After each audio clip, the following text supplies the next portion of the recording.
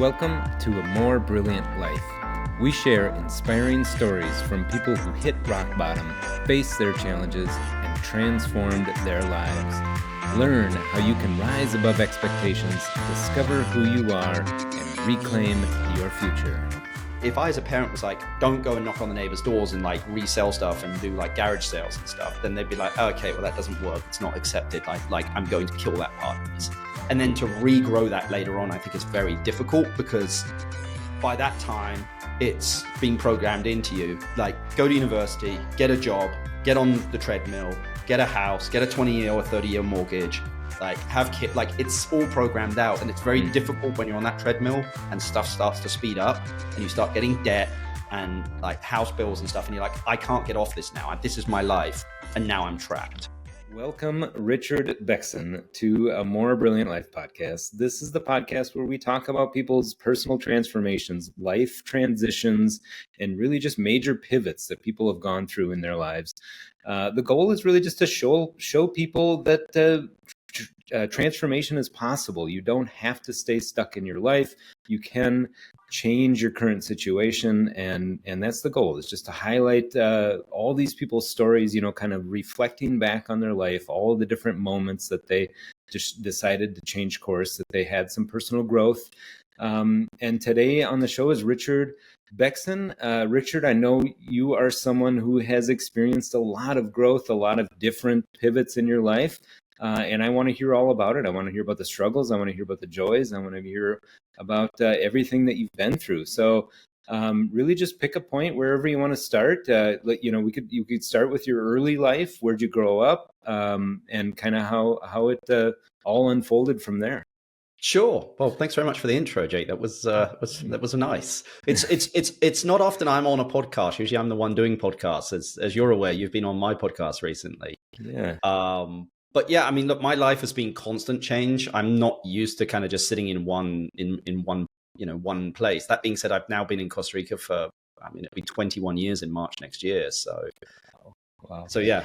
And life for you started where? In London. UK? I was born in North London. My dad was in the military. I think my mum was 17 when she was pregnant with me, had me at 18. My dad was like 21, 22. He'd been in the military since he was like 15, I think it was. And he retired after 35 years in the military. But yeah, there. And then like literally within like a month, I was living with my grandparents because my father had gone off on some army, training somewhere for 6 months. And then from there to another house. So I wasn't ever in a house. I think the longest I lived in a house as a child was maybe 3 years. And I think that was the longest in a school as well, was 3 years. So I think that is a lot of bouncing around. Yeah. Well, you learn to make friends very quickly, Jake. Yeah. Army estate to army estate, my dad was in training. So it was never, he was moving with his battalion or anything. It was just kind of every, couple of years. And sometimes it was 6 months and then we'd be moving again. So how many different countries in those first 18 years or so, or whenever? Countries, not so much, because my parents divorced when I was like 6 or 7. So my dad kind of kept us in the UK so we could still see my mum, because he had offers to go to Australia, Kuwait, Singapore, etc. We did 2 stints in Germany. My brother was born in Germany. We did 2 stints in Germany, and then mainly just bouncing around the south of the UK and then Wales. Mm-hmm. So what impact do you think that had on your upbringing, or at least, on your psyche today? Like do you know what I mean? Do you understand the question? Like, how do you think that impacted the person you are? Well, let me kind of preface that with when I was 9, I decided that I wanted to go to boarding school and live at school. So, and my parents don't come from money, and the school I went to was very well-to-do. Wow. I had 8 people in my year. And so, but when you were 9 years old, you made that decision. I made that decision, kept hassling my dad and hassling him till he was like, okay, let's just go take a look at 2. And I think it was more, Jake, that I didn't really want to be at home because we weren't living with my mum, we were living with my dad. And my dad was in the military. So at 8 o'clock in the morning, we go to the childminders, then we go to school, then we'd come back and be with the childminders. And I was like, Dad, I don't want this. And this is at 9. I'm an odd kid, Jake. You've probably worked that out, or just an odd person. But I decided, and then at 9 years old, went to boarding school and kind of never really came back. Okay. And so So from the ages of 9 until 18 or no, yeah, 9 till like 15. And then 15? I went to a prestigious school in the UK. I got scholarships and everything to go to schools for sports and academia. So we were playing rugby against like Eton, which is like, Prince William was in the same year, like in Eton, but not, yeah, and anyway, it was very fancy. And I'm not from a fancy, we were eating spam out of a can and tinned vegetables, not driving Rolls Royces and, going to the south of France on holiday. So but, what potential? Yeah, go ahead. Sorry. Going back to your question of like what my childhood allowed me to do is I can speak to people from very well-to-do backgrounds and also, construction workers and people that sweep the streets. And to be honest, I have a lot of respect for manual labor, because I did a lot of it from 14 till 18 because I was obsessed with working and having financial freedom at a very young age. And just having freedom, I suppose. Yeah. So how do you think you got into the school and why the scholarships? Like, what do you think the school saw in you at that time? Well, because they kind of was like, hey, come for a day and we'll see you kind of play sports. And I was just a very aggressive, competitive kid, Jake. Like I wanted to do well. I always wanted to win, whether that was academically or whether that was, growing up on army estates is kind of like a pack of wolves as kids. We kind of get let out and then everyone kind of finds their pecking order. And a lot of it's kind of, I would fighting maybe some part, but like sports and that kind of stuff. So you just get very competitive very quickly. And my dad made everything a competition for us when we were kids. I mean, I remember being on the beach.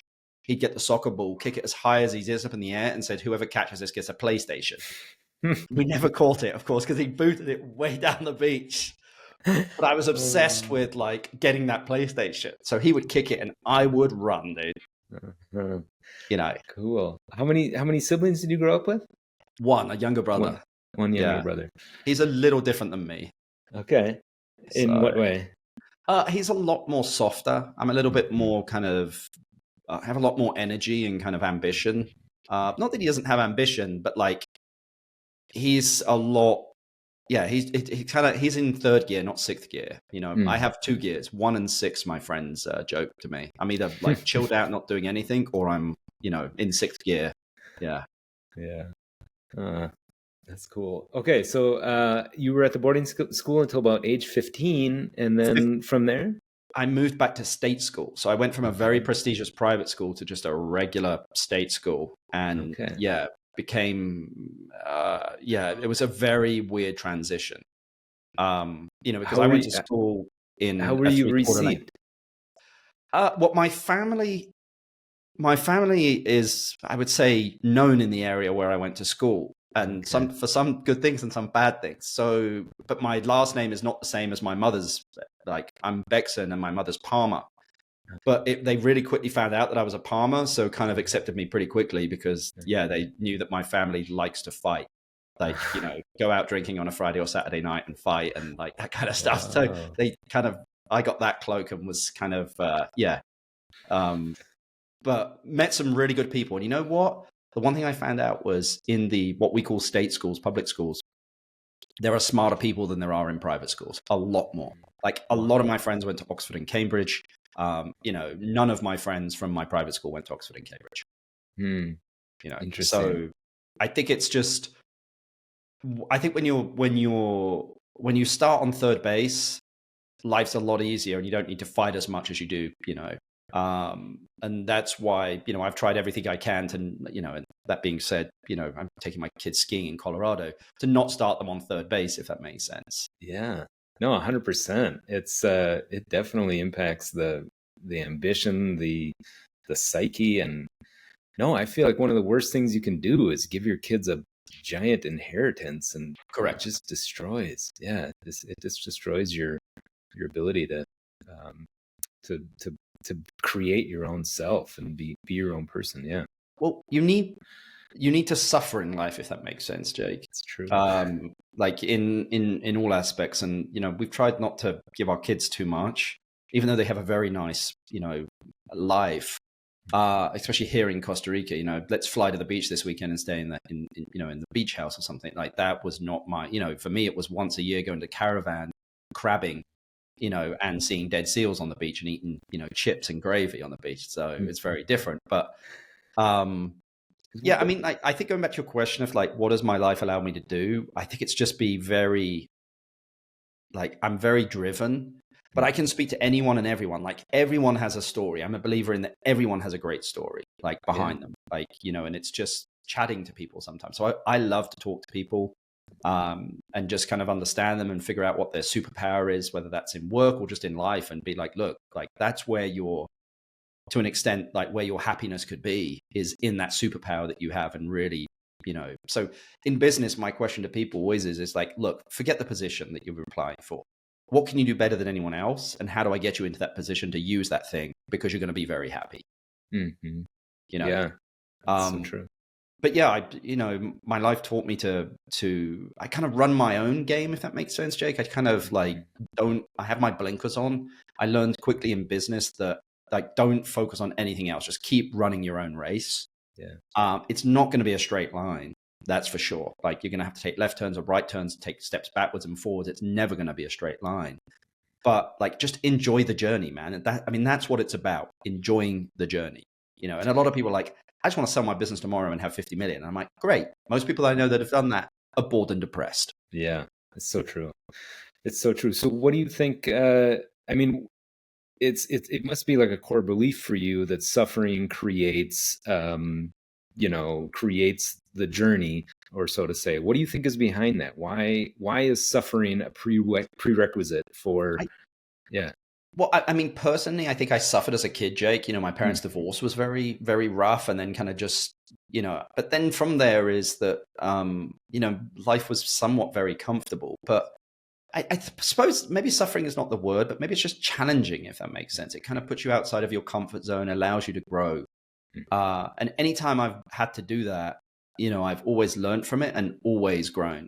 I had a sales gal, Annette, years back, who posted something on LinkedIn. I mean, Annette must be like 65 years old now, maybe. And apologies, Annette, if you're listening to this and you're much younger than that. But she was like, I still remember the day my sales manager made me call a client up who bought a $35,000 vacation that I'd made a mistake and it was actually $45,000, And I was like, look, everyone makes mistakes, but everyone remembers how you manage those mistakes. So, everyone remembers the finish. Nobody remembers the start a lot of the time. So just finish strong always.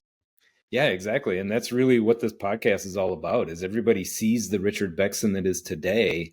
And I want to dig in deeper, like, what created that human, what created this person that we have today? Because there's always a story behind it. There's always a struggle. There's always a challenge. There's always all of the interesting dynamics that are at play. Well, I had some great mentors as well, Jake. When I was 18, I went to university. When I was 20, I actually lived a year in the States, in Minnesota, of all places. I had no idea what I was doing, but I started a business there. I had a call when I was in Minnesota from a friend of mine, who was like, "Hey, Rich, I'm starting a business." He's much older. He's an asset manager in London, but I'd known him from shooting clubs. I used to shoot paper targets and pull targets up and down and make money at weekends, from the age of like 12 up until 18.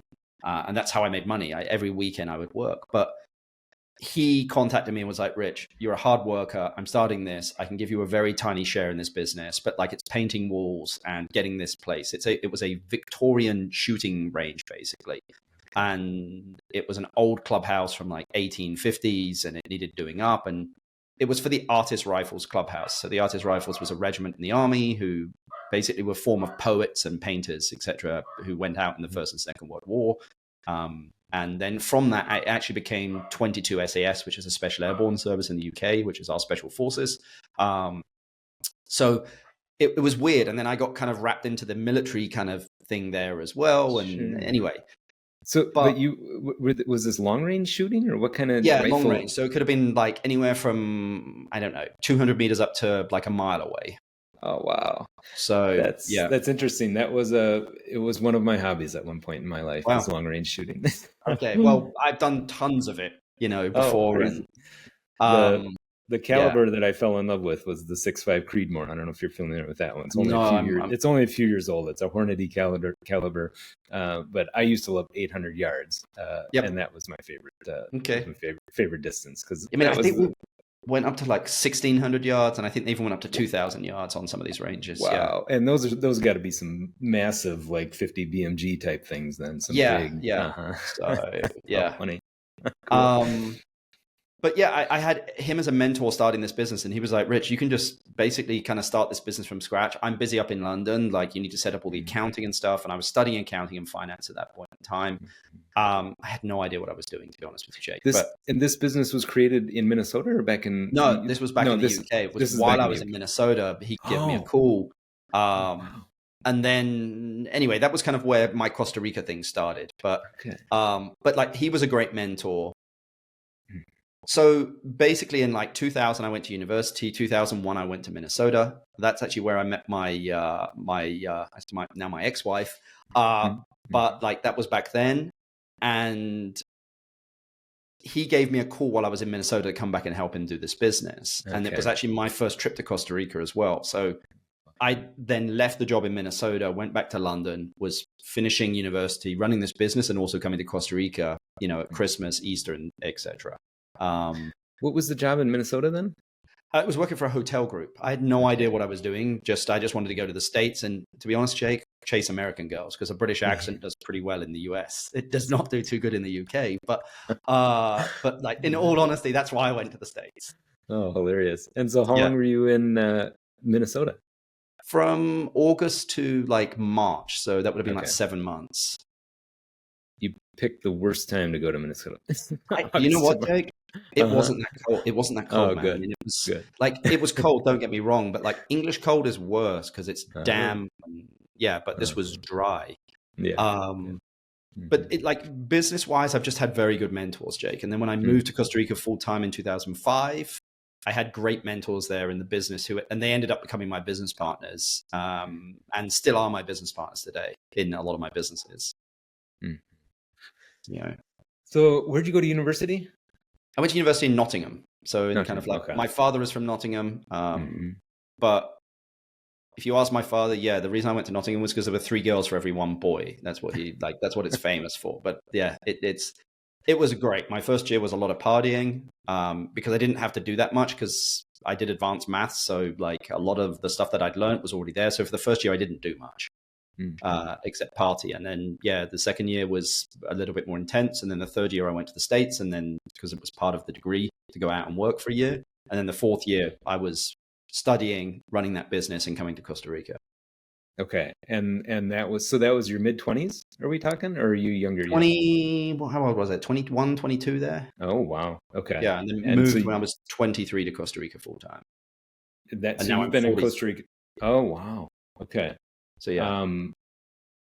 But at 23, you were starting your business in 2022. We started the business in the UK, and then I did it for like a year. And then back then, my ex-wife basically she moved to the UK for a couple of months, did a winter, and was like, I can't do this. Let's go to Costa Rica. And I had no idea what I was going to do, Jake. But yeah. But there was an entrepreneurial spirit in me even as a kid, because money was it was a freedom and motivator for me. So even at 12 and 13, I would knock on random people's doors and ask if I could do their gardens or wash their cars and things, for £3.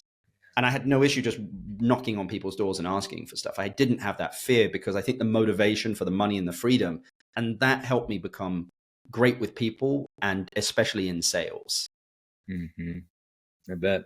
So what fascinates me is why is the entrepreneurial spirit built into people at such a young age? Like, what is it that plants that seed? And why does it get so planted so heavily in some people and not in others? You know why, Jake? I think we may all have it. I think a lot of the time, either our parents or the community we're in closes it down. When you're like, I'm going to go and ask someone if I can do work for money, the parents are like, no.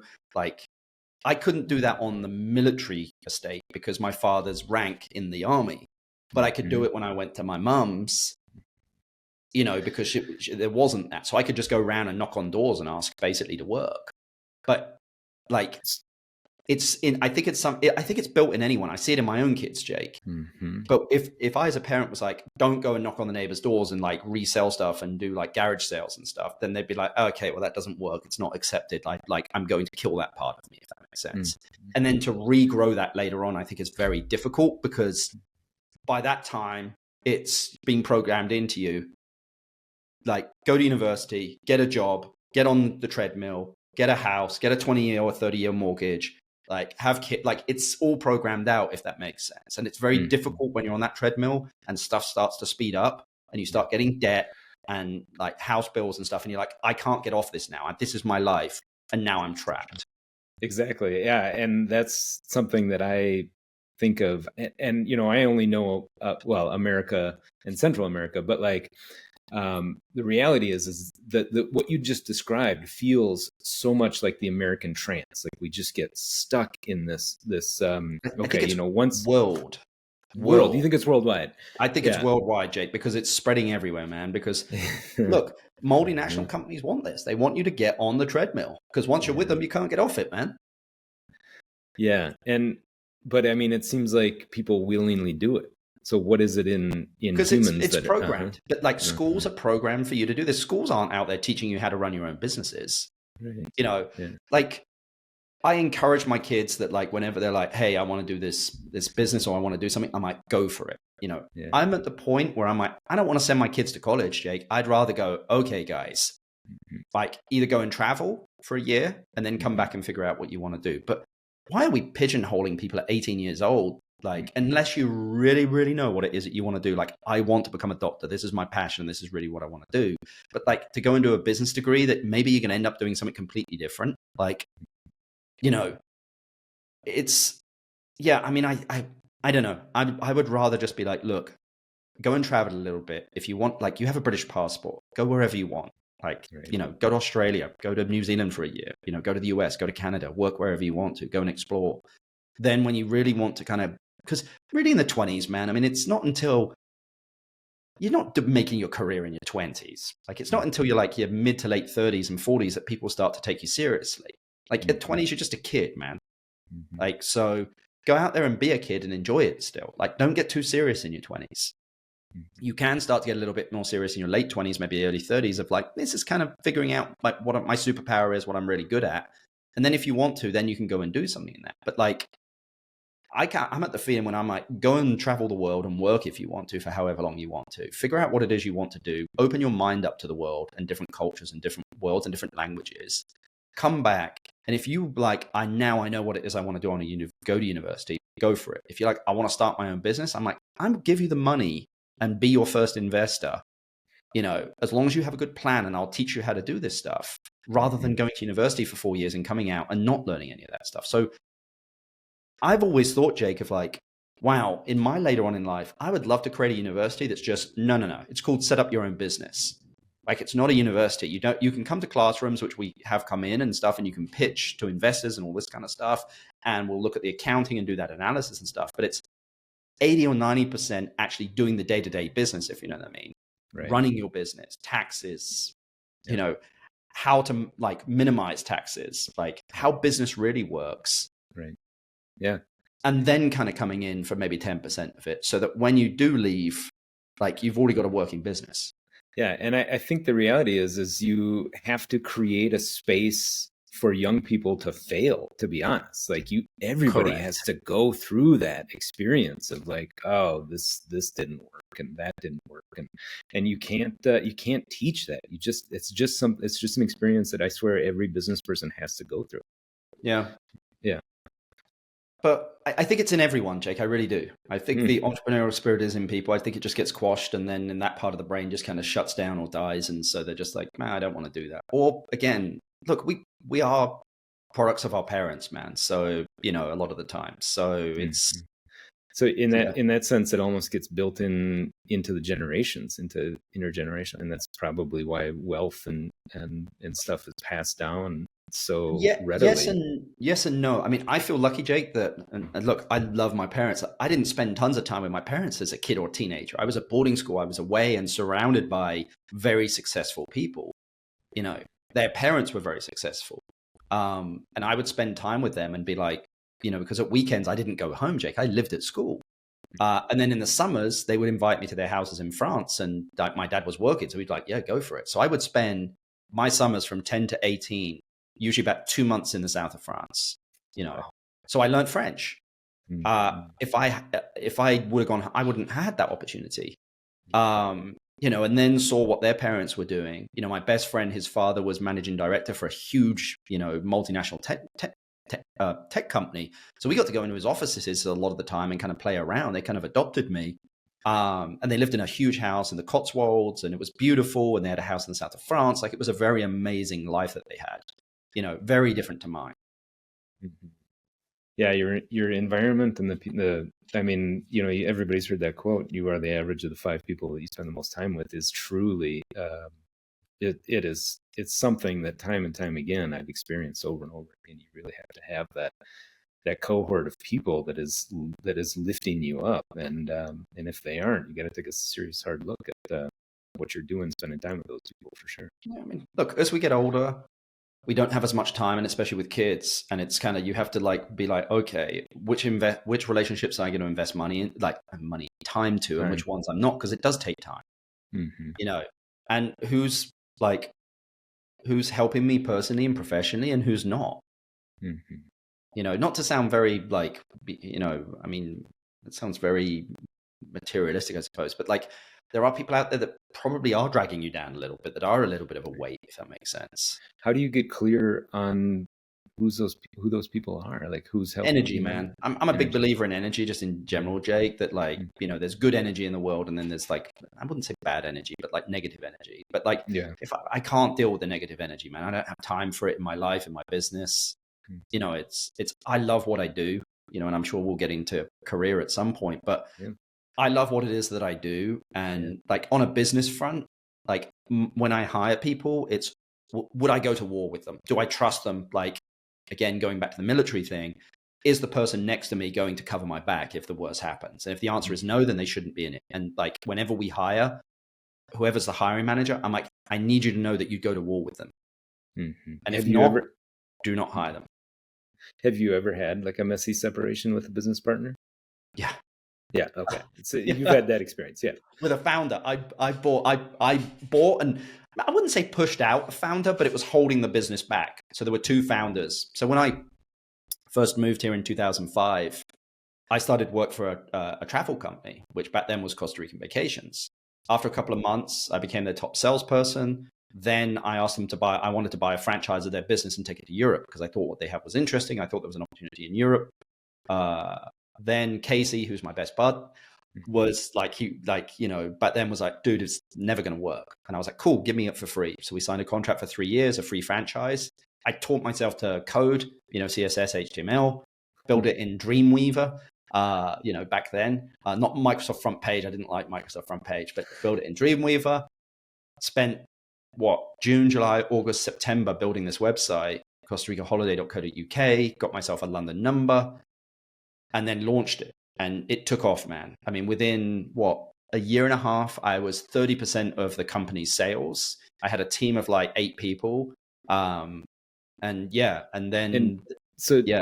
me get clear. You were selling vacations to Costa Rica directly to the people in the UK. Is that correct? Yeah. And they couldn't believe it. They were like, wait, I'm calling a London number and I'm speaking to someone in Costa Rica. I'm like, yeah.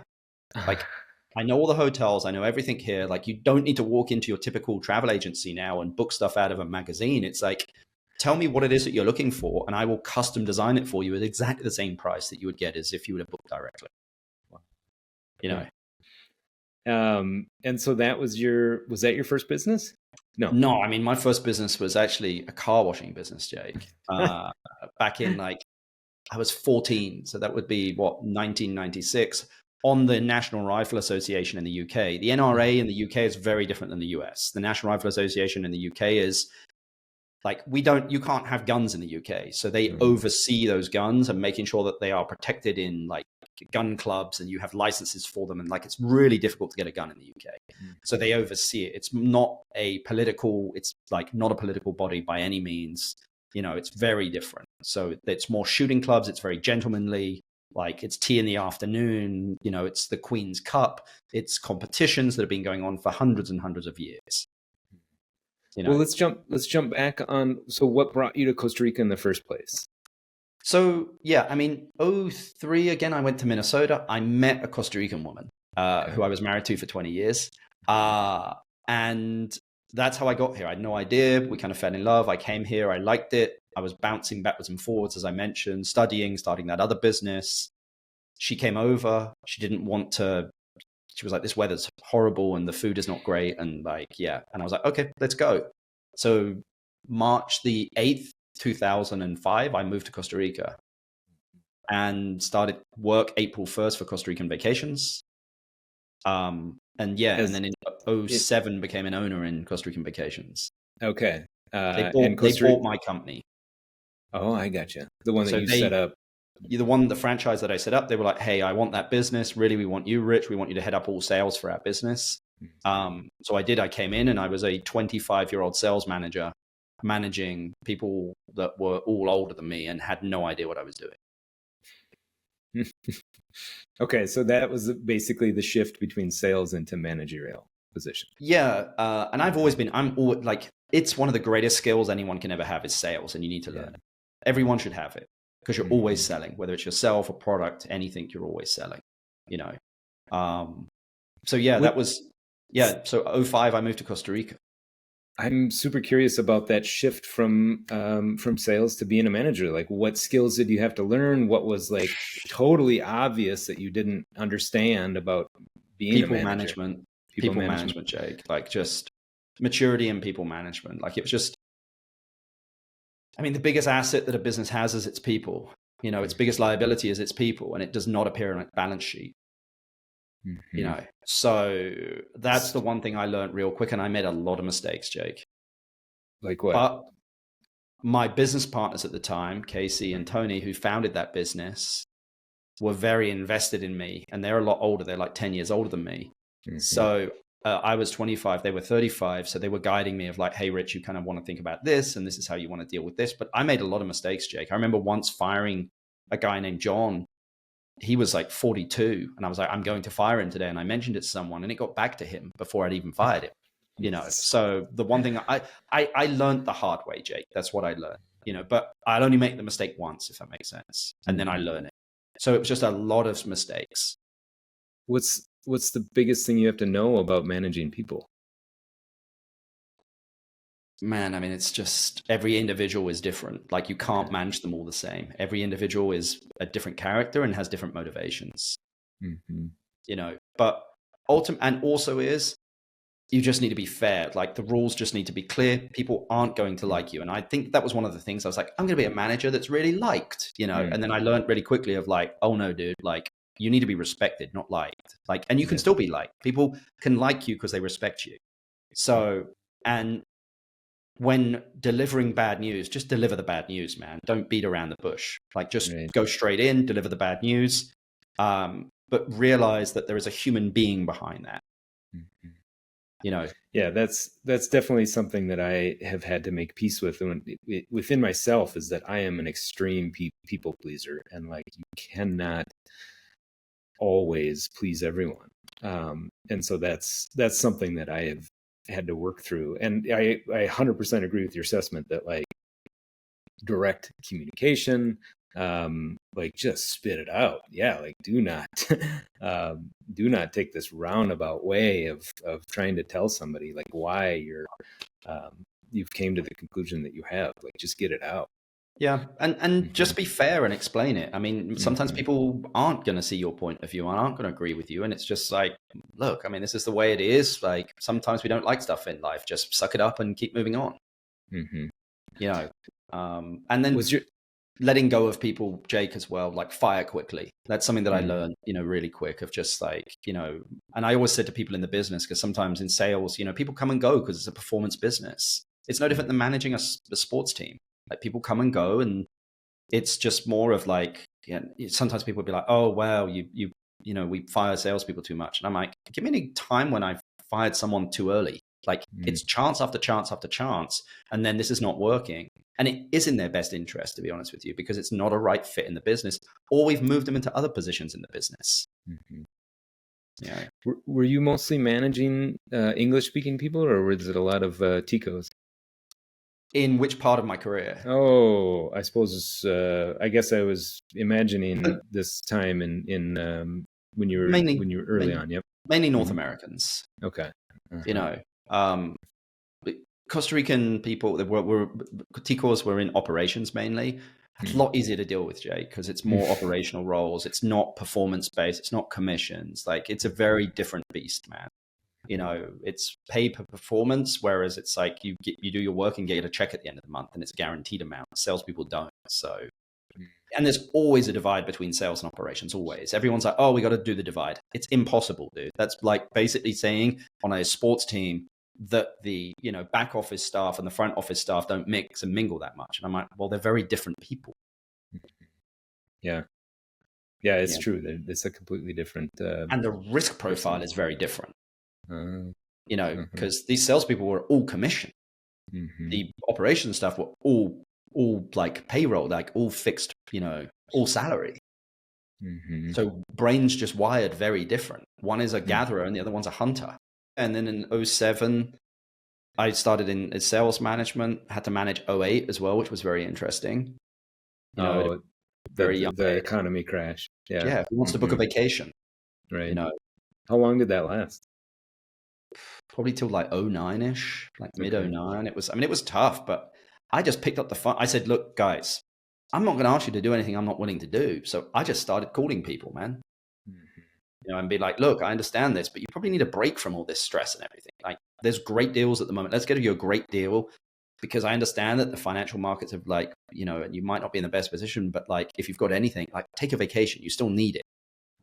Let us get you a great deal, because all the hotels and everything is so affordable at the moment. Like, let's get you a great deal, And then once they started to see me do it and it kind of worked a little bit, then everyone started to jump on the bandwagon. And then from there, then it skyrocketed again. So let's jump back on the timeline. You sold your business, the one that you created the website that you created in the UK. You sold it back to Costa Rica Vacations, correct?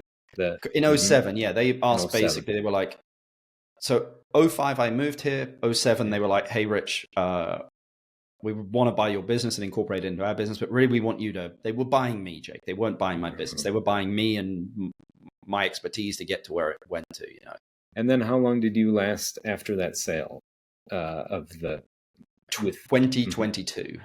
Oh my goodness. Okay, so you stayed with them for a long time, over a decade. Well over a decade. 18.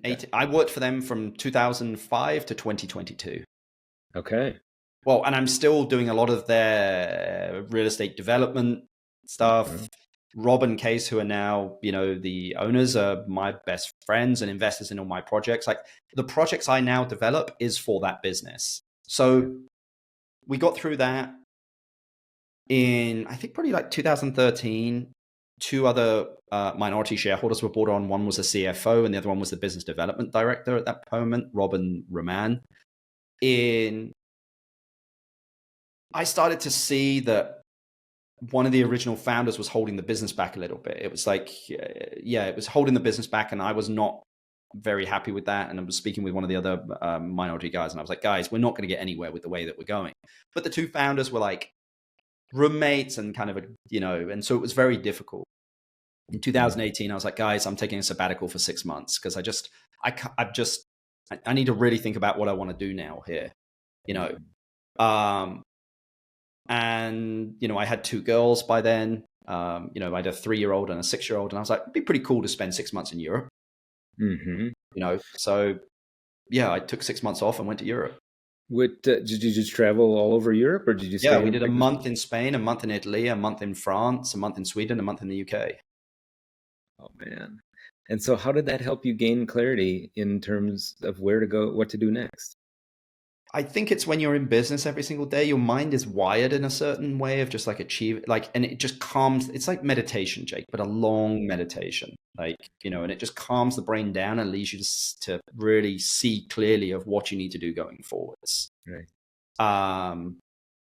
And do you meditate? Sorry. Every day. Yeah, every every day. day. Yeah. Usually in the mornings I wake up, and like it helps with like if I'm anxious about something or I'm looking for clarity. Yeah. In December, well, probably late this month, early December, I always produce a year strategy document for my business of what we're going to work on and what we're not going to work on. And it's really important they understand what we're not going to work on, because it will upset some people. Mm-hmm. And I go and meditate. I have a yurt at 9,000 feet here in Costa Rica. And I go to that yurt, and it has a fireplace and hot tub and stuff. And I just go on my own and I meditate, and I just start writing stuff down. And my goal here is to get to a one-pager of, this is what we're going to be doing. Here are some numeric goals. Here are some more like strategy-oriented goals. Here's kind of how we're going to do it. And this is what we're not going to do this year, guys. You know, so that it's very true though. So many people forget that clarity, not only is clarity what you're doing, but it is what you're not doing. It's so much. It's very important to like look at the negative side of it. Singular focus, Jake, of just focusing on one thing and ignoring everything else is the I think is so important to today's business world, you know, because it's like let it burn. I say to a lot of people sometimes, just let it burn. And they're like, what? I'm like, just let it burn. We don't have time for it. Like, you know, and it's very weird for some people to hear me, the owner of the business, say, don't worry about it. Like, just let it burn. We'll get to it later. Like singular focus of like, at the moment we're delivering 2 villas, and I'm like, focus on these. And I'm really focused on one to deliver one. And then I'm focused on the other to deliver the other, because it's like a week difference between the two. And one of them in Arenal is more important than they're both very important than Manuel Antonio. The one in Arenal is because it's like, we don't have a foothold there. Like it's our first project there, if that makes sense. Whereas with Manuel Antonio, this is the 4th villa we're delivering there. And it's just plug and play there. I've got the team, everything moving. The one in Arenal is, you know, new house mum, new concierge, new cleaner. You know, it's finding all the maintenance guys and everything. And I have great staff to help me out, but I'm going to get my hands dirty. You know, I was there with the landscape gardener yesterday going, this is what we want. He's like, I'll put that there. I'm like, no, dude, you're going to block the view of the neighbor. The neighbor's a buddy of mine. We're going to need to be good terms with him. Like there's this stuff that people I don't think about, if that makes sense. And even my staff wouldn't think about. Yeah. Yeah. No, it's so important to have that singular focus. You're right, especially in business, because I think it's hard to quantify the harm that fractured attention does, and you can't always see it until it's too late. So yeah, you're 100%. Every morning, Jake, I have my whole team in our group chat email out their top 3 for the day. Okay. And they're like, Rich, why do we do this every day? I'm like, because it makes you think. Because if not, you just get in and get busy. For me, it's more of what are the top 3 things and what's the one thing you're going to get done today? Just the one thing. Clear your whole calendar and just get that one thing done. Yeah, that's exactly how you get traction. It really is. Otherwise, correct. You just sit there little by little, man. You know, and don't think about the end too much. And I think this is everything. Don't think about the end, because you'll just get lost and anxious and like you'll never get it done.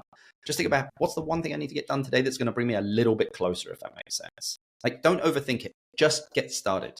Break shit. Take risks. Fail. You know, just get started. Yeah. How long have you had your daily meditation habit? Probably like a year and a half, 2 years now, Jake. You know, sometimes I get lost and it will last 30 minutes and I'm like, wow, that was the quickest 30 minutes. And sometimes it's like 5-7 minutes, you know, but it's just, I start my day off with that calmness. And sometimes if I'm really stressed, I'll do it 2 or 3 times a day. And, you know, going back to mentors, Casey, who's my best bud, and also again, was my business partner for 18 years in Costa Rican Vacations, now we travel. You know, he was the one that really turned it on, because we'd go and work out and he'd be like, Rich, let's meditate for 10 minutes, you know, at the end of our workout. We'd work out together. And I was like, dude, what the fuck are we doing meditating, man? I mean, come on, like, you know, and then it just brought a clarity to me. Yeah. And I think, you know, I do it with my staff. I'm like, anytime that you're stressed or like you're not sure on your priorities, just sit down. I'm really good at just moving stuff out of the way and go, just do this. Yeah. Because I know what's important for the business. But I love how you make that point. It's so counterintuitive. People, when they're stressed out, they really just dig in. They're like, oh, I have to get more done. And it's the exact opposite. Actually, you have to stop and reset and get that, you know, get those that calming brainwaves going before, and then all of a sudden it just unlocks the flow, right? I mean, in terms of like clarity, and you're just that much more productive. I think it's flow is definitely the word, Jake. You know, and it's from the point of view of like everything is timing as well. Timing, and like you can't take on too much stuff at once. And that's why I would say top 3 priorities, guys, nothing beyond that. So like, and then block your calendar out. Like on Mondays, we have a whole team meeting, and I'm like, okay, guys, I'm going to take a look. What's the one thing you're all getting done this week? Because I'm about to take a look at your Google Calendar and go, where have you scheduled time on it to get that done? Because if it's not on your calendar, then it's not going to get done. You know, and then there's the routine of like, you know, we manage projects. You know, we have 20 or 30 projects going on for ourselves and also other businesses at the time, of like recurring meetings every single week on a project that's important. Even if you don't meet on it and the client doesn't want to meet, have the discipline to have that. You know, it's like people, process, profit, if that makes sense. Get great people, have amazing processes, and those processes can be very simple processes. And that could just be the 3 priorities, the one thing you can get done per day, scheduling stuff on your calendar, you know. And then I individually check in with a lot of them as well, just to make sure how they're doing personally and how they're doing professionally, et cetera, and how we can help. But then it's then just get that flow, you know, then from there, you know, get working. So let's jump back after your 6 months in Europe. What came out of that? Where'd you go from there? I came back to the business and said, what have you done? You know, they changed a little bit stuff in the business. They had a hiring guy. We'd brought in a new sales director. They had a sales trainer. And I was like, cool, man. Have you done the sales training? He was like, no. I was like, well, how can you train? Like, if you've never done the sales training, and they asked me to, while I was transitioning back in, to train the new sales director as well. And I was like, cool. I mean, I've trained so many salespeople. I was like, let's go in, we do it. The guy would not pick the phone up, the sales trainer would not pick the phone up and talk to a client. He avoided it constantly. So I was like, okay, you're fired. And I didn't make that hire. One of the founders of the business did, but I fired him. And I was like, if you're not willing to pick the phone up and do what it is that you're teaching to do, you do not have the right to tell people to do this. And so I fired him and restructured the sales department, which again, there was a lot of friction there with one of the founders. But I was like, guys, like, this is what I do. Like, I will set this up for success. Your sales numbers are somewhat flat again. Like, let's go. Like, let's set this up for success again. So there was a lot of friction there. And ultimately what came from that is that we decided to buy one of those founders of the business out. What did that look like? What was the process set up in order to, was there something in writing that created okay, there was. Yeah. Right. Look, we have a Texas shootout. Is it Texas Shootout? Yeah, Texas Shootout in a shareholder contract. And I always include it whenever I go into business with people, which means that if we're in business together, Jake, and I'm not getting tired of it, I can make you an offer to buy your shares. And you have 2 choices. You can either accept it, or you can then turn it back and you can buy me out at that amount. Okay. But it allows me not to lowball you, especially as a minority, say, you know, I won't offer you like, because I'm like, oh, dude, I know he doesn't have the money for it. Let me try and push him out and buy him out. I have to be careful because you can just turn it back and go, I decline, but I'm now accepting buying your shares at that price that you've done it. That's fascinating. So it allows a fair like market value for the purchase of shares. And so each individual business owner has that capability, like between all of them. Correct. If we're not happy, like, but 3 of us were not happy with one of the guys. So then we decided to do that to him. And then he was like, look, I'm thinking about buying you out. But like, would you stay on and run sales and run marketing? It was like, wait, you want to buy us out, but really for us to continue to run the business? No, like it doesn't work like that. And ultimately he accepted the offer, and which I ended up negotiating the whole thing and getting all the legal structure in place and everything for it. And that took, like 6 months. Okay. And then from there, the business took off, dude. Interesting. So was there a lot of conflict in that 6 months, or once it was kind of over that initial confrontation, did everything just kind of flow? Yeah. The good thing is he'd kind of been moved from, he was chief operating officer for many years. And then from there kind of was moved off to, I say moved, but like did HR and less integral parts in the machine of the business, if that makes sense. Mm-hmm. So then I was chief operating officer. You know, I was running finance, I was running operations, I was running sales. You know, and Casey was running marketing and also running IT. And then basically Rob was out there, the business development, kind of developing that. So we kind of had all our bases covered and everything was kind of working well on that thing. So he wasn't that integrally involved in the business, if that makes sense. Okay. So yeah, it had an impact for sure. People somewhat noticed it. But I think once it happened, everyone in the business was like, oh, thank God that happened. Like this had been many years coming. So what experiences, what lessons did you have to learn in order to know that you needed to put that Texas shootout clause in your? We didn't. We hired a professional many years back to get the shareholder agreement. Okay, and so that professional was kind of like, look, you guys want this. He'd done this before, man.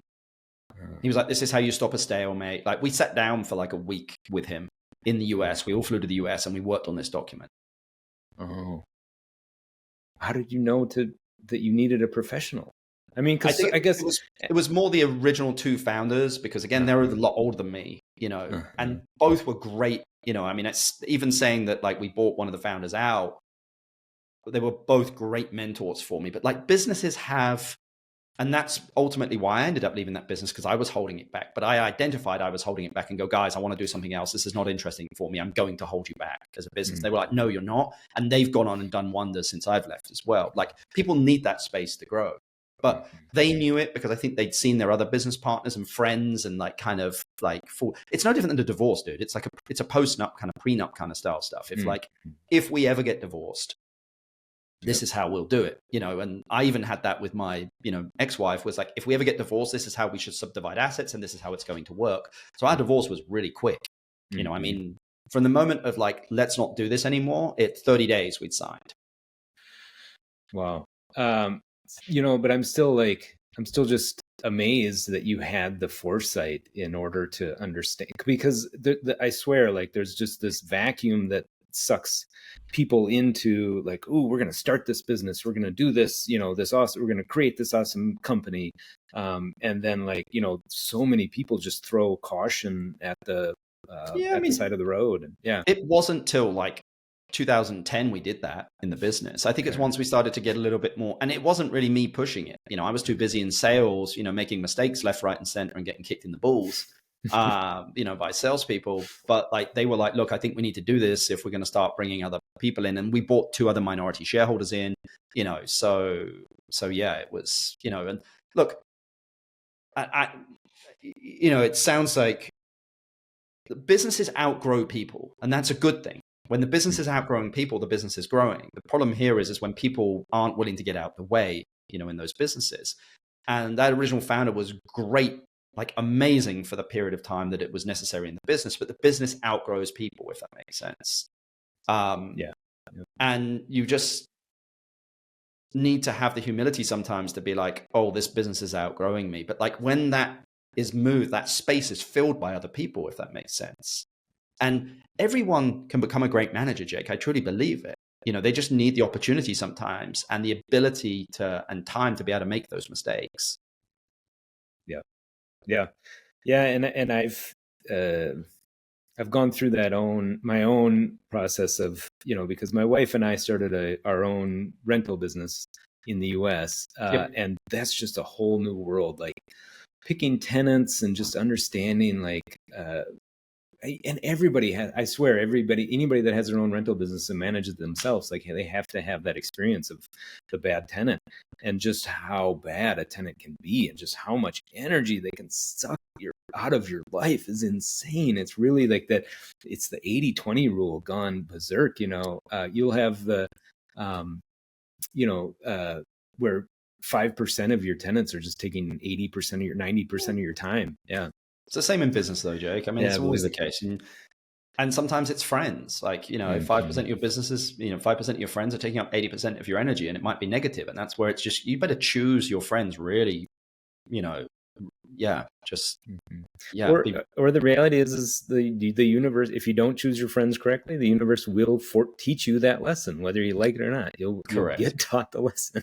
And so, and it's the same in business partners. And like, I love working with business partners, you know, but so going back to that business, then we went through the pandemic. We had a vacation company with borders closed. So, what we had in that position, Jake, was we had $2 million in future reservations paid to hotels. So they had $2 million of client money. Okay. Yeah. Clients wanted the $2 million back. So there was a hole of $4 million here. And we were like, how the hell are we going to do this? Because we don't have $4 million because we've paid for these clients' vacations. They want the money back. The hotels aren't giving it to us. And these guys want, So the good thing is, again, really good people. We've always hired great people. And one of the business partners, Rob, at that time, he had the benefit of having that clarity because he wasn't so involved in the day-to-day of the business. While Case and I were busy letting go of 80% of the company and doing it in a very nice way and writing them checks and everything. And people that have been in the business since, for 20 years, he had the clarity to be like, okay, guys, I think I can see a way of how we go forward with this. So we're in the business of selling clients on not canceling their vacations and giving them credits for future stuff. We were like, look, don't cancel your vacation now because this is going to come back and borders will open soon. But let us give you a 20% credit based on what you've got so that when you come back, you'll have 20% more. So if you spent $10,000, add $12,000 when you come back to rebook your vacation, we'll keep it everything like that. And it was restarting that machine there as well then, because everyone owed everyone and no one had money. I know, was this a Costa Rican, is this a company that was filed in Costa Rica, or is this company based in the UK or the US? Or no, it's based here in Costa Rican Vacations. It's based in Costa Rica. And did the Costa Rican government offer any solutions? Nothing. We had to sit down with Gustavo, who was the tourism minister at the time, and get the group together, create a group. The strength of Costa Rica is it's all boutique and individual business owners and entrepreneurial. There are no big businesses, if that makes sense. The weakness of it is it's all dispersed and individuals. So we had to kind of bring the individuals together and go, guys, how are we going to get enough velocity that we can kind of pull our way out of this? Because the borders were going to be first, let's get the borders open. So it was talking with the health ministry. It was talking with the tourism minister at that point, being meet with the president, tell him, what do you need? And we will get it for you. The industry will go out and get it for you. We're very connected in North America and all throughout Latin America. So in November 2022, borders opened. How long were they shut then? 6 months. 6 months. Okay. Yeah. And borders opened. And then it was okay, guys, industry to our providers was look, you got no money. We got no money. But clients are going to start to pay us a little bit of money for stuff, but let us hold back some of that money and not give it all to you. Loan us some of the money back in order to start our marketing machine to send you more business. And then we'll start to get moving, if that makes sense. So when we owed a hotel $100, we'd be let us give you 75 so that you can keep the lights on and get moving. Loan us the 25 to restart our marketing machine. And from that, then stuff it started moving again. And then we were the first ones to get moving. We started hiring again when everyone else was all closed down. What a complicated mess, though. It's such a brilliant solution that you guys. But that was the beauty of it, Jake. Ether, yeah. I love when stuff is complicated. Yeah, because there's always a way. There is always a way. You can never prepare for. Well, you prepare for the unprepared, right? You always prepare for change, right?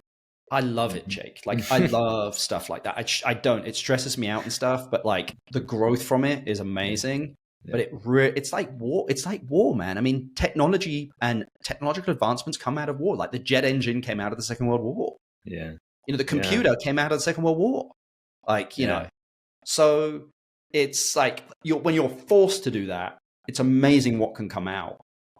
And look, even on my projects now, I'm forced to think outside the box, again, ask investors sometimes for more money, which is it's creates so much anxiety for me, so much anxiety for me on preparing everything, then sending it and then having the conversations after it. But then usually 30 days after it, everything's cool and everything's moving well and sales are flowing through the door and everyone's happy and stuff. But that anxiety, if you know what I mean, and that stress, I said to someone the other day, I was just look, you can expect me for the next 4 weeks not to really mentally be around, on a personal level.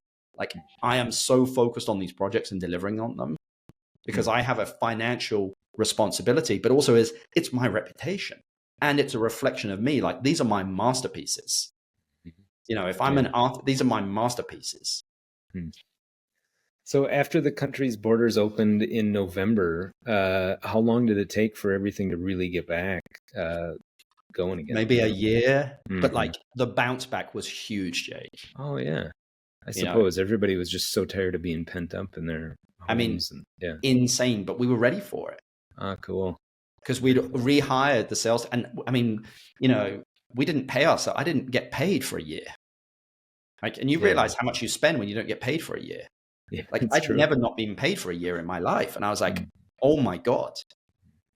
You know, you realize how much you spend when you're not, you know, you're not paying yourself for a year. So the owners of the business, the three of us, weren't paid. You know, all the staff were, you know, but we weren't. Yeah. And I think that's what, you know, so many people who have just lived that W-2 life, the 9-to-5 life, like they fail to realize the pressures that sometimes owners are under.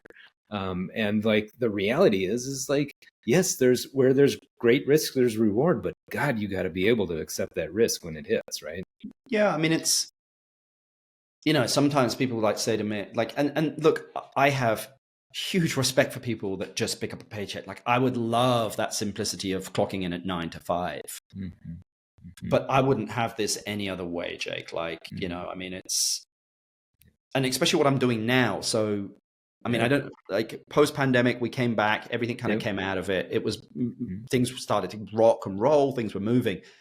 I just felt I just didn't have the steam, Jake, to continue on. You know, I was just like, you know, they were asking me to become CEO of the whole group and kind of manage that forwards, where the current CEO, Casey, would then focus on IT and marketing. I would then run everything. And everyone in the business kind of wanted that for me as well. Like, they were like, Richard's the natural kind of leader here. Like, he knows everyone. He knows how everything works kind of in the business, because I'd worked in all the departments. And I'd worked with people for a lot of years. I was just like, you know what? Something's not right here with who I am and my life and what I want forward, like going forwards. And so that's where, and out of that came Costa Rican Investments, right? I mean, is that your new company? And that came from like, you know, that came from just like, I'm not sure what I want to do. Like, let me just kind of and my buddy was like, Rich, you should start a podcast. Like, you're a Tika Linda, as they call, like, you know, everyone here, like, start a podcast. And I was like, you know what, let's do it. So I started a podcast in Feb 2022. Okay. And my exit from the business was very quick, Jake, because I could have got a lot more money, but like, I knew that at some point in the future, I would be doing business with my business partners again. And like, again, nobody remembers how you enter. Everybody remembers how you exit. So if I made it an easier exit for me, then I knew it would come back at some point in my future. Like, I'm more about now building cool stuff and doing stuff that's like, again, I'm trying to change the industry a little bit than like making money. Like, the money's just kind of keeps the lights and stuff on. Like, look, once you get past a certain amount of money, like, your life doesn't make a difference. Like, you know, if my income doubled tomorrow, what am I going to do? Do more luxurious vacations? I'm probably going to be even more miserable. I'd rather just stay in I'd rather stay in my yurt, Jake. My favorite thing to do is stay in a yurt. Like, not go to a 5-star hotel, stay in a yurt. Yeah. Because it's real. Like, and it's just more humble, if that makes sense. Like, it humbles me. Yeah. I had the pleasure of experiencing a 10-day silent retreat.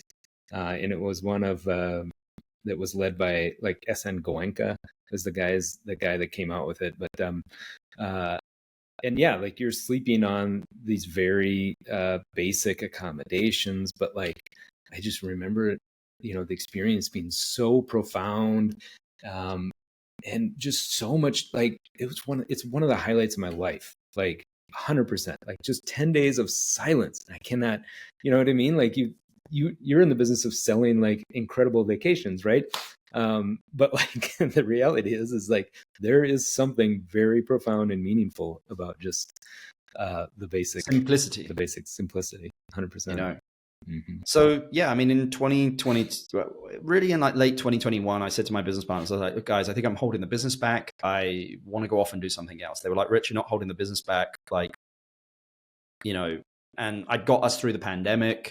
I wouldn't say we got through the pandemic together. And I was just like, guys, look, in April and May 2020, I was just like, I had like PTSD from like dealing with all of this stuff, where I was just like, guys, like I can't make a decision at the moment. Like it's really difficult for me to make a decision because I just fired 85-90% of the team. And each one was crying, and like it was just a lot of emotion, you know. And I was like, guys, look, I need someone to help me out here, because like I can't make all these decisions. Like you guys are going to have to pick up some of this slack here, because I can't do it. Like I can't be now restructuring sales. Like I need your help redoing this, because you're also asking me to go out there and kind of restart like the operation part of the business as well. Like, so.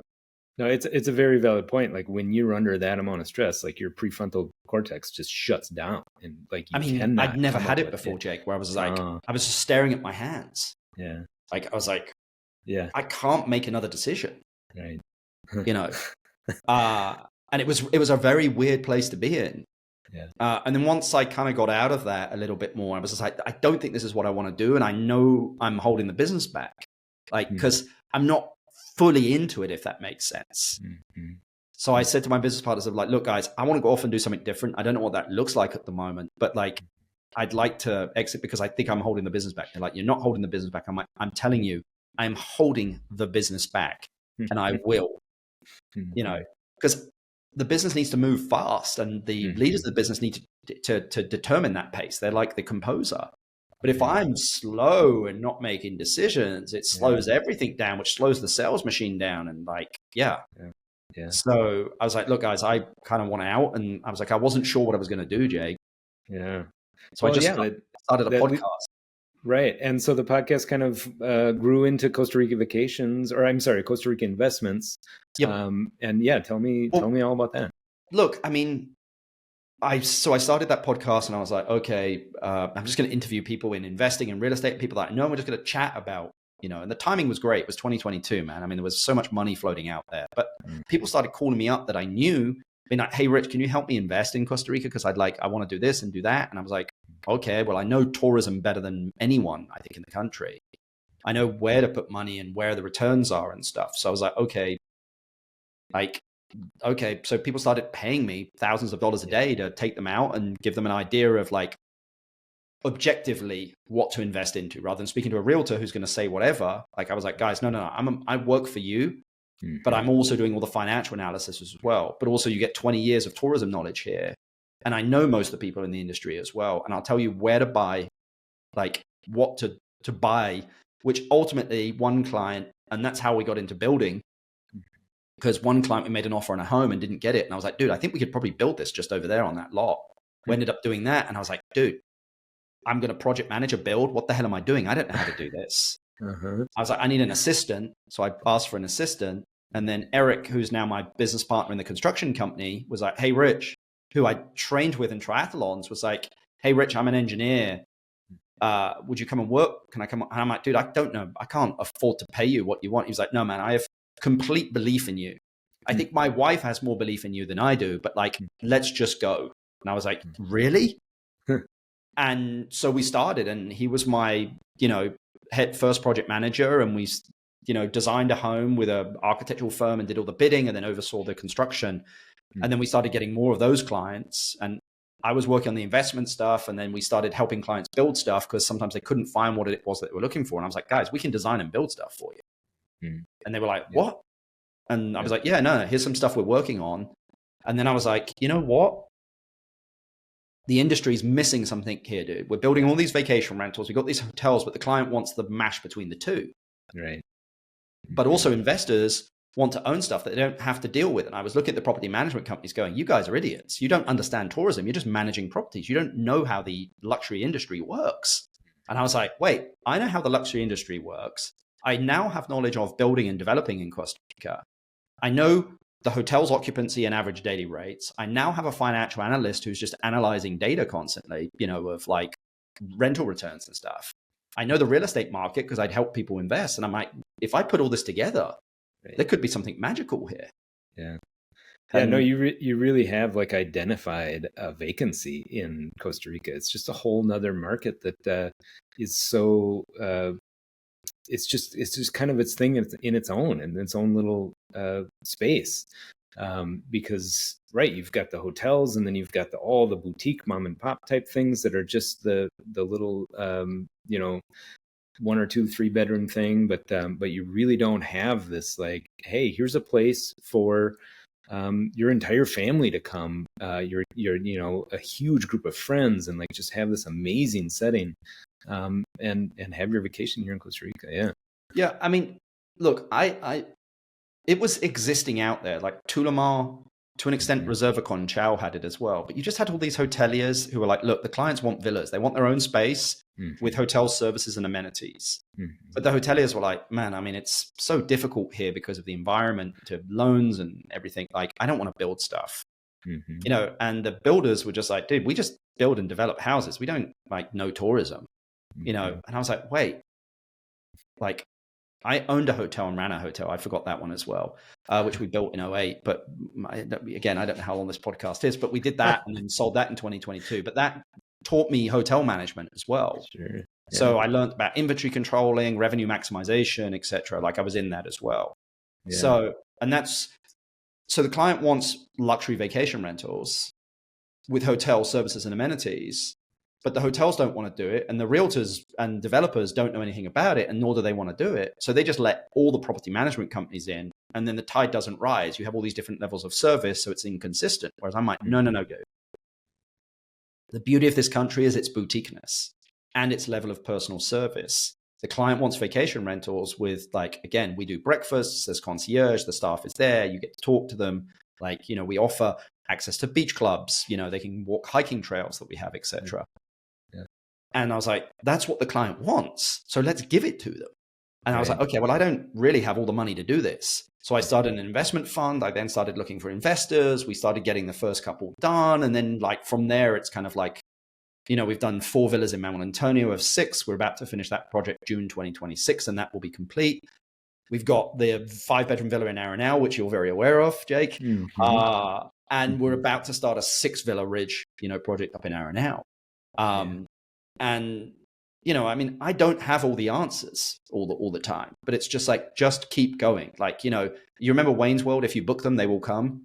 It's kind of like that of like, if you build it or like you speak to people, like it will happen. Yeah.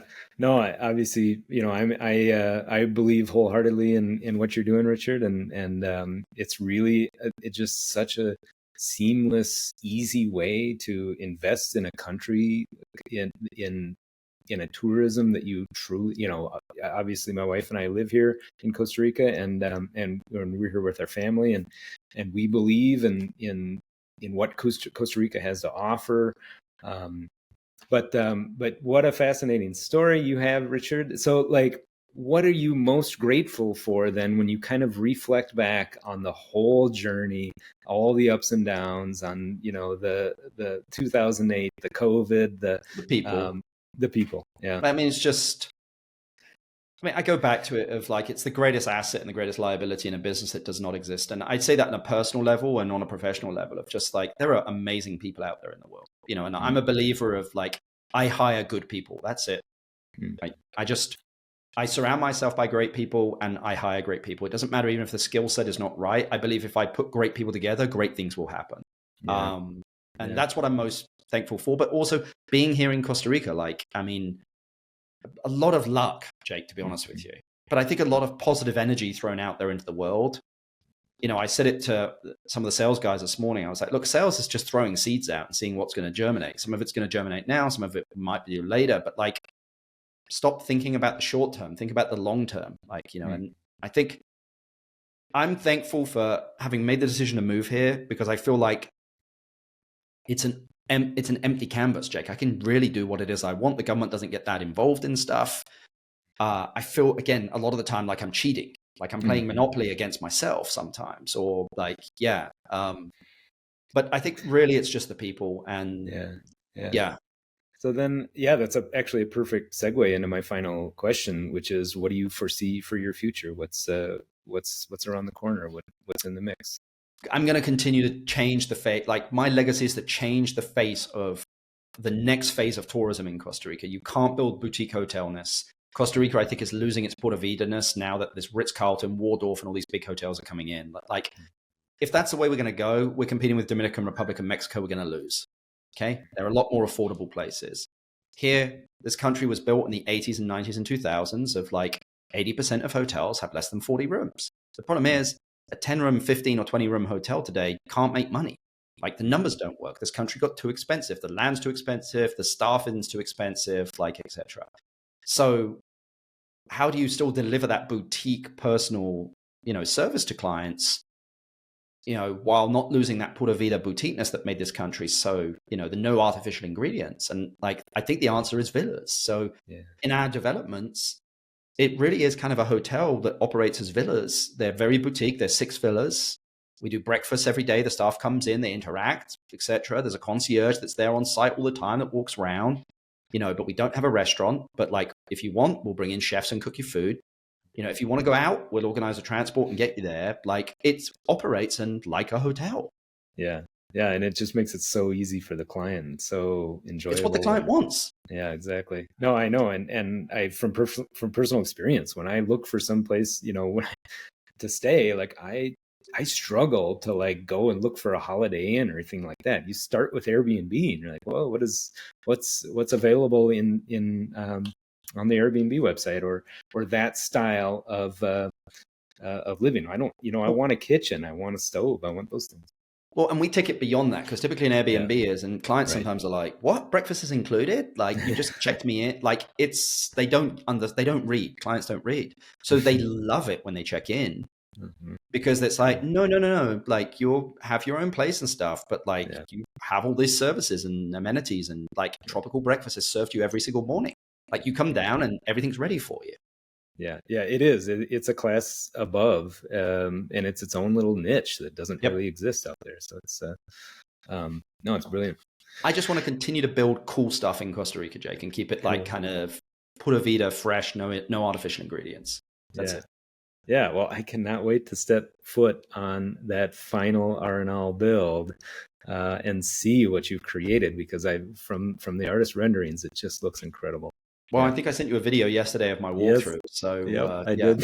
a little bit bigger than I was expecting, to be honest with you, Jake. Huge. It is huge. I know. And I can't imagine the feeling of what it's going to feel like to be there. And like, especially if you're coming with a group of friends that you love or family members that you love, like, oh my God, I can't imagine the feeling it's going to create. Yeah. I can't wait to have you. Awesome.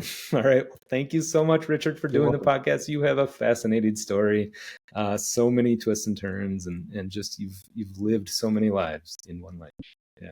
Thank you. Hey, thanks for joining us.